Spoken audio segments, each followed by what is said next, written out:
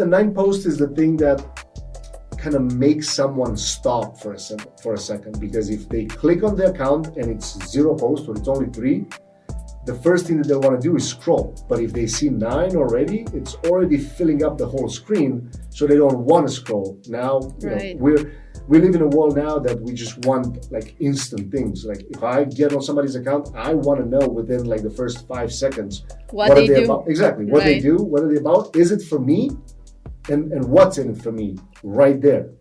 If you got a passion for lashes, let me see it. It's time to level up. If you need me to, I'll teach you my 6-figure secret. Better believe it, cause I believe in you. You're listening to the Full-Time Lash Artist Podcast. If you want to jumpstart your lash career, you can also watch Cosme's free lash training at www.fulltimelashartist.com. Let's grow.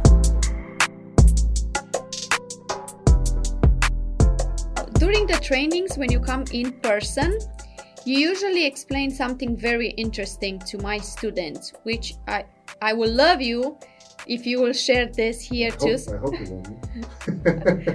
I love you if you share this here too, because I have a lot of students, a lot of people, a lot of actual people that they want to become lash artists, and I feel like it will be very, very helpful for them as well.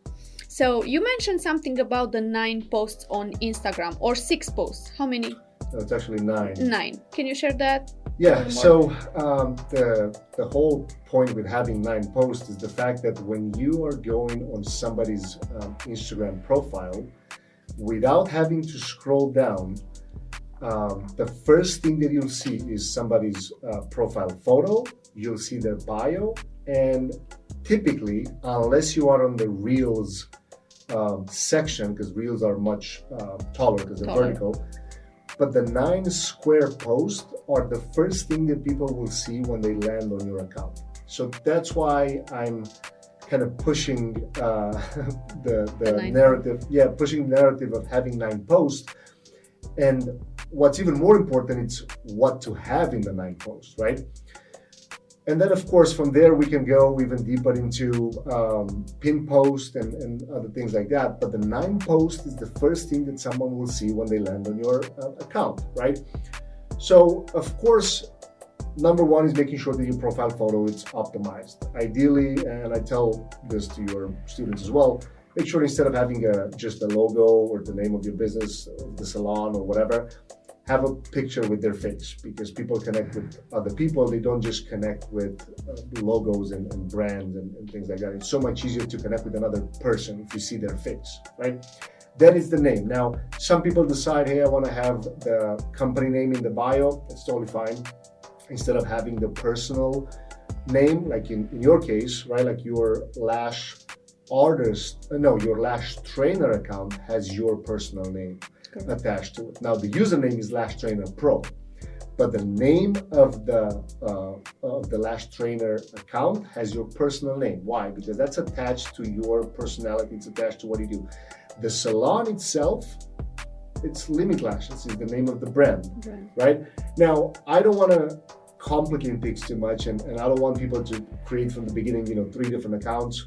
And we've had this conversation with someone that already had a personal account on Instagram, and she said, what do I do? Do I just change that into my business account? And I said, well, at first, depending what's the end goal, and it's hard to know from the beginning if this is going to become a lifetime type of business, or if it's just something that they treat it as a side hustle, right? The easiest way at first is to start a brand new account, to treat it specifically for business. Even if it's a lash artist at first, right? So even if they decide, it's a lash artist account, even if they decide, hey, I want to become a lash trainer in the future, my advice would be have the username to contain the word lash or lashes or eyelashes or things like that. And then in the name of the account should have their personal name. Why? For the same reason. People connect with other people. They don't connect necessarily with businesses. I mean, it's such an easy type of connection when you see somebody's face and you see their name. Like, it's instant connection. You're like, oh, this person is the Lash artist, right? Yeah. So it's very different. Now, the reason that I made that comment is, before we talking about the post themselves, it's important to have their bio optimized. What is the IG bio? It's pretty much a mini sales page. A lot of people don't pay attention to it, but again, the first thing that people see, it's the profile photo, and then the second thing is the bio. So in order for someone even wanting to watch what you post, they see your face and now they read about you. And if you lose them with exactly what you said in the bio, if you lose them, they're not even going to read the 9 posts, right? Right.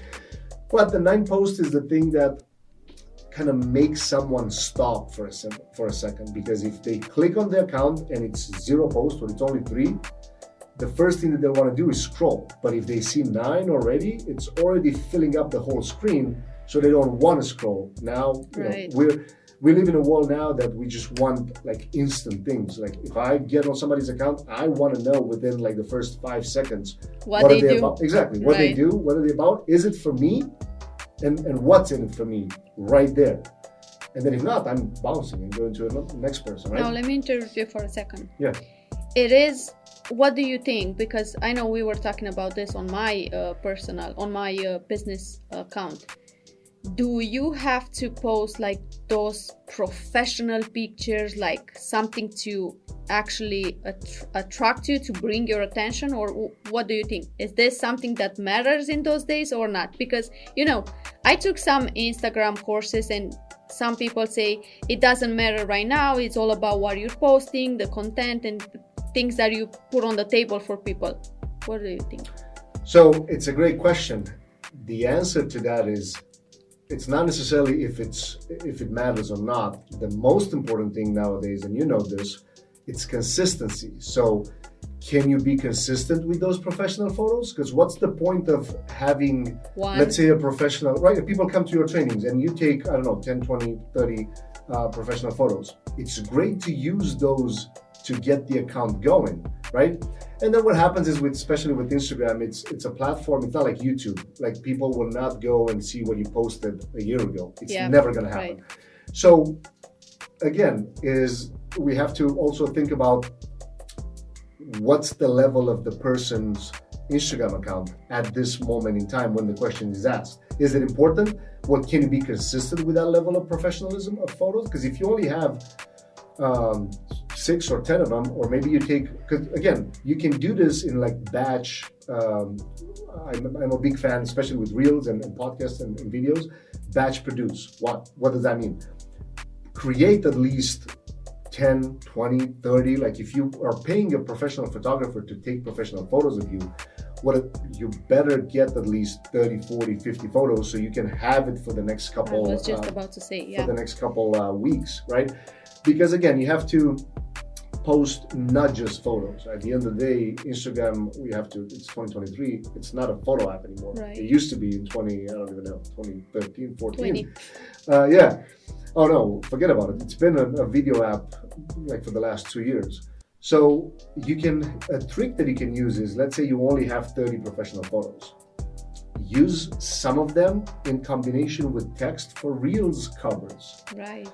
So you have to kind of play with them. There's no necessarily right or wrong answer to this, because again, you post some Reels, and then if you don't have a professional cover, you just gotta not post it to the main account, to the feed. You only gotta leave it in the Reels, right? At the end of the day, I've seen accounts with super professional photos on the feed, no Reels in the feed, but then if you click the button, you have the sections like the feed. You click the Reel. Yeah, you click the Reel section, and now they have a totally different content strategy just in the Reels. Yeah. But so it's different, the Reel, when you press the Reel and when you press the feed. Could be different. So when you right?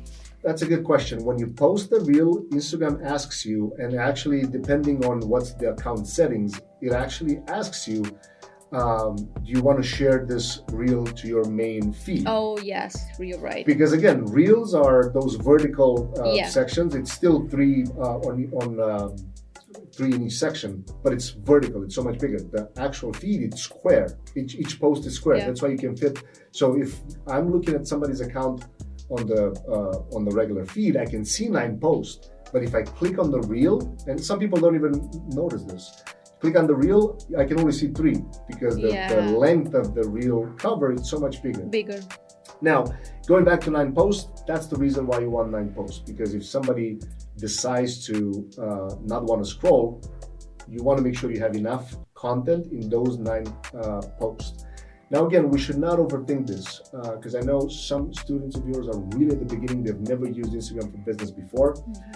They were just posting random photos of themselves in a lifestyle personal account, which is not bad, but it's random. In this case, from a business standpoint, consistency it's better. So to answer back to your question, does it matter if it's professional? Well, can you be consistent with that professionalism? Because and if you do cannot, them all the time. Yeah, because if not, imagine how not weird, but it won't look. The feed is going to look different. The feed will look random. It will be very, like kind of pushed in all different. So like if you have 3 professional photos, but then now you have 3 reels with no cover on the reel. Right. It doesn't look professional, Yeah, right? Aesthetics. And you guys being in the beauty industry, you have to pay a little bit. I'm not saying that it's not one of those things like, oh, if you don't do this, or if you do this, you won't get customers anymore. Yeah. It's not going to happen, but you want to make it look for you to also like I remember when we were looking at your account. How many times I changed my feed? Like first I wanted to look more like in the dark side because everything that I do in the salon is dark. Yeah. While the products are dark and gold. So I said I want to try to do something to kind of match all my logo in my business. And then I switch again and then back again, remember? But now I'm finally where I really love because then my feed. You had the text that now you use the same color on the cover on the reels covers. And what's nice actually if you post reels or if you have your account mainly made out of reels, you can always change the covers. The cover, yes. If it's a photo, well, you're not going to be able to change the photo. You're going to have to delete it from the feed because there's no photo feed. The photo posts are within the feed. So it's part of it. You're not going to be able to, right? And that's actually something that I just recently did, like a couple of weeks, a month, 2 months ago. Remember? With the reels? With my reels. I said, I want to change everything, all the covers. And then I took those professional pictures and then I have exactly the same color to match all the profile. And then I changed probably like 50 pictures, remember? Yeah, in case people are wondering what apps do you use. I was just about to say, yeah. Yeah, because I remember when I first showed you, because you were asking for my account. And again, me being in the marketing/business feed, in my opinion, it's not as important as it is in yours. For me, it is the Right. most important, But the apps that I was using were InShot. Mainly because you can create a template, save it as a draft, and you every just time replace the picture. Yeah, and then what I don't like about InShot is you cannot upload custom fonts. So we have the bold font for your text. To write the text. Yeah, they have their own fonts. You can purchase their own fonts, but you cannot upload the font that you like. So for that one, we use what is it called? Font something. Man, I'm so bad at remembering bold the font. names. Something. No, the font itself, it's called the bold font, which is mainly used in the captions. But we'll make sure to list the name of the app that we use for the text, because you use the app to write the text, the text that goes on the cover. You download it as a PNG, and then you go back on the InShot and upload them. Yeah, it sounds hard and a lot of work, but trust me, because I'm doing this every day. Once you start doing it becomes something normal and it's easy to work with. Remember, that was exactly the same Canva for me. Oh, yeah, I thought Canva it was hard to use on your phone. On the phone, correct? Canva, yes. It's like I'm all day, every day in Canva, doing everything. But it's easier on the laptop, right? Yeah, I mean the app itself in Canva, I feel like it's not made for. It's an actual mobile app. It's not just the browser, but it's not as easy as InShots. Like for this. Now, of course, the functionality of Canva cannot be compared with InShot because it's a whole different story. But then we can use InShot. yeah, for this specific thing, and even for videos, actually, for a lot of your videos, I showed you a couple times. Yeah, how to cut them and how to. Yeah, you can split them.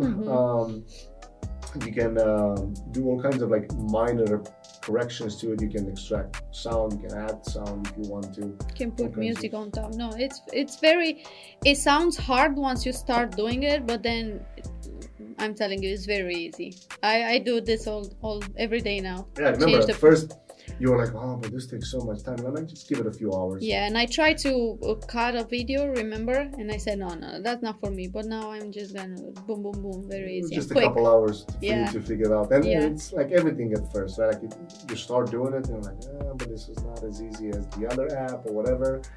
But no, I love the app because it can help you kind of design the everything to match. That's the thing. Because remember before I used to write like different type of fonts, different type of texts, and they didn't match. They weren't the same. And I said I want to have something, and then every cover, my husband came. Oh, let me give you an app that you can write the fonts the same. You have every cover of your reel with a different font and a different color code because you are not using until we set up the actual color code in your in the app. You were just using random fonts that were just going. And I'm like, what are you doing? Like your photo, and actually you took the professional photos because you know we did the professional photo shoot. But then you started uploading to Instagram, and you were just using at first you did Canva. Yeah. Then you did after Canva. Then you did. Then you were just uploading directly on Instagram, which is even worse because they have like no fonts in there. And then when I showed you, like, you can actually do this, you know, and make it nice every time. And now I do it every day. Yeah, and then what's nice again about the reels, you can go back and change the covers. If you want, yeah. It's so much easier. But you know, it's not, in my opinion, at first, I would say it would be a good habit to develop because if you start with that and then you get comfortable with it, it only helps you long term. Because now you have a new skill set. Like you literally know how to do this, and it's just gonna save you more time. Oh, yes. And the reason that I believe this is important for people to practice, your students and even other people in different industries, at some point you're gonna wanna outsource it to somebody else. But how can you teach somebody, how can you tell someone to do something and you not knowing how to do that? Right.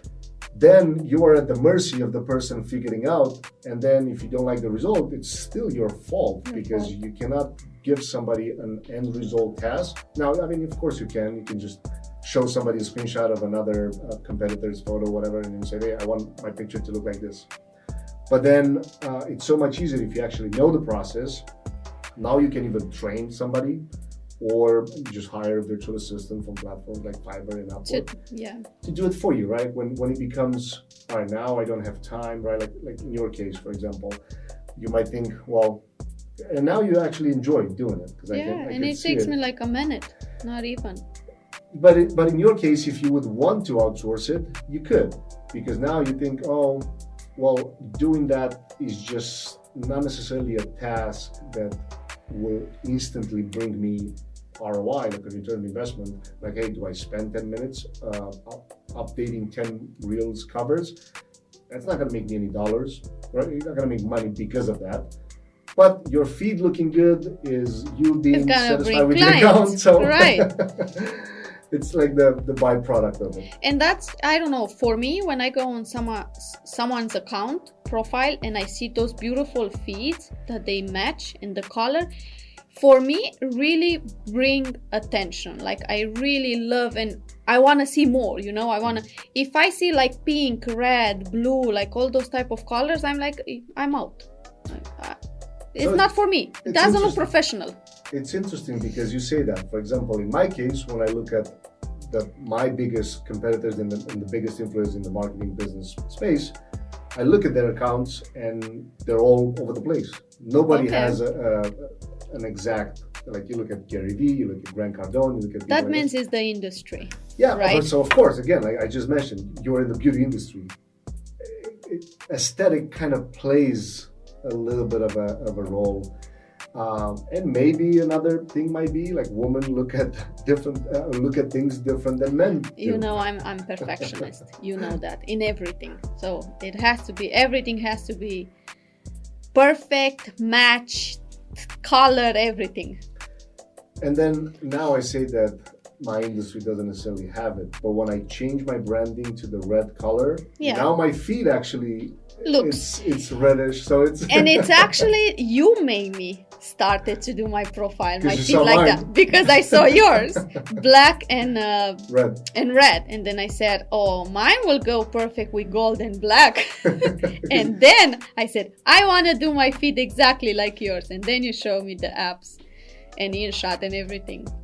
Yeah, it's again one of those things that people will have to decide for themselves, but strictly related to business and then kind of back to those 9 posts, it's very important to actually not overthink it and just get it done. Going back to the question, like, does it have to be super professional? I don't think so. I don't think it has to be. Consistency. Can you get customers without having super? But at the same time, we have to remember, literally, iPhones have 4K camera. Like we're recording on one of the iPhones now from the